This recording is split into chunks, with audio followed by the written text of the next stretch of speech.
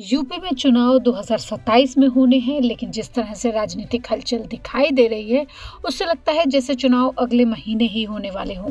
दिल्ली की सत्ता का रास्ता उत्तर प्रदेश से होकर गुजरता है। यही वजह है कि बीजेपी, समाजवादी पार्टी और कांग्रेस तीनों ने अपनी अपनी बिसात बिछानी शुरू कर दी है। लेकिन इस पूरे खेल में सबसे ज्यादा एक्टिव अगर कोई है तो वो है अखिलेश यादव। पहले मैनपुरी में अखिलेश यादव ने एक ऐसा बयान दिया जिससे पूरे देश का ध्यान खींच लिया। उन्होंने कहा कि अगर बीजेपी 2027 का यूपी चुनाव जीत लेती है तो उसके बाद होने वाला लोकसभा चुनाव भी जीत जाएगी, तो ये देश के लिए आखिरी चुनाव साबित हो सकता है। ये सिर्फ एक बयान नहीं था, इसके जरिए अखिलेश यादव ने लोकतंत्र, संविधान और विपक्षी एकता के मुद्दे को चुनावी बहस के केंद्र में लाने की कोशिश की है।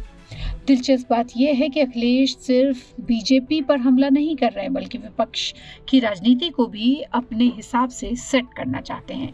अब जरा राम मंदिर के मुद्दे को देखिए। आगरा में कारोबारियों के साथ बैठक के दौरान अखिलेश यादव ने राम मंदिर चढ़ावे में कथित गड़बड़ियों और उसकी जांच को लेकर ऐसा बयान दिया जो तुरंत सुर्खियों में बन गया। उन्होंने कहा, अगर मर्यादा पुरुषोत्तम राम के चढ़ावे में अगर कोई बात हुई है तो कैमरा बंद कर करके आपस में बातचीत कर लें, माफ कर देंगे, और कैमरा बंद कर करके आंखें बंद कर करके जो चढ़ावा चोरी हुआ वो वापस रख दो।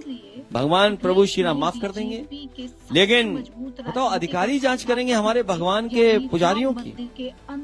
ये सनातन धर्म का अपमान है। अब सवाल ये है कि क्या राम ये सनातन धर्म का अपमान है। मिल सकता है? राजनीतिक जानकारों का मानना है कि अखिलेश अब सिर्फ पीडीए यानी पिछड़ा, दलित और अल्पसंख्यक समीकरण तक सीमित नहीं रहना चाहते। वो खुद को एक ऐसे नेता के तौर पर पेश करना चाहते हैं जो संविधान, लोकतंत्र और धार्मिक आस्था तीनों पर बात कर सकता है। लेकिन असली लड़ाई सीटों की है। लोकसभा चुनाव 2024 में समाजवादी पार्टी ने उत्तर प्रदेश में शानदार प्रदर्शन किया। पार्टी को 37 सीटें मिली और वो राज्य की सबसे बड़ी विपक्षी ताकत बनकर उभरी। यही वजह है कि अब अखिलेश यादव कांग्रेस को साफ संदेश दे रहे हैं कि गठबंधन होगा, लेकिन शर्तें समाजवादी पार्टी की ताकत के हिसाब से तय होंगी। राहुल गांधी भले ही उत्तर प्रदेश की सभी 403 सीटों पर चुनाव लड़ने की बात करें, लेकिन जमीन पर तस्वीर अलग नजर आती है। सूत्रों की माने तो समाजवादी पार्टी कांग्रेस को 70 से 80 सीटों से ज्यादा देने के मूड में नहीं है, और इसके पीछे एक बड़ा गणित भी है। 2024 में सपा ने कांग्रेस को 17 सीटें दी थी, जिसमें से कांग्रेस सिर्फ 6 सीटें जीत सकी थी। यानी अखिलेश यादव कांग्रेस को ये याद दिला रहे हैं कि यूपी में गठबंधन का बड़ा भाई कौन है। यहाँ से शुरू होती है अखिलेश यादव की विजन इंडिया की राजनीति। एक तरफ वो बीजेपी को लोकतंत्र, महंगाई, बेरोजगारी और संविधान के मुद्दों पर घेर रहे हैं, दूसरी तरफ पीडीए फॉर्मूले को और मजबूत करने की कोशिश कर रहे हैं, और तीसरी तरफ कांग्रेस को यह संदेश भी दे रहे हैं कि इंडिया गठबंधन तभी चलेगा जब क्षेत्रीय दलों को सम्मान दिया जाएगा। सबसे दिलचस्प तथ्य तो ये है कि 2024 लोकसभा चुनाव के विधानसभावार आंकड़ों में समाजवादी पार्टी गठबंधन को करीब 184 विधानसभा सीटों पर बढ़त मिली थी।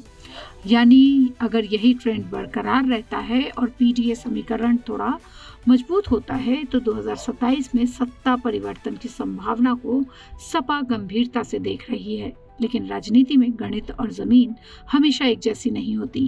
बीजेपी के पास योगी आदित्यनाथ जैसी छवि, संगठन और सत्ता का अनुभव है, जबकि अखिलेश यादव के सामने सबसे बड़ी चुनौती है पीडीए गठबंधन को एकजुट रखना, कांग्रेस के साथ तालमेल बैठाना और वोट को सीटों में बदलना। तो क्या 2027 में अखिलेश यादव यूपी की सत्ता में वापसी कर पाएंगे?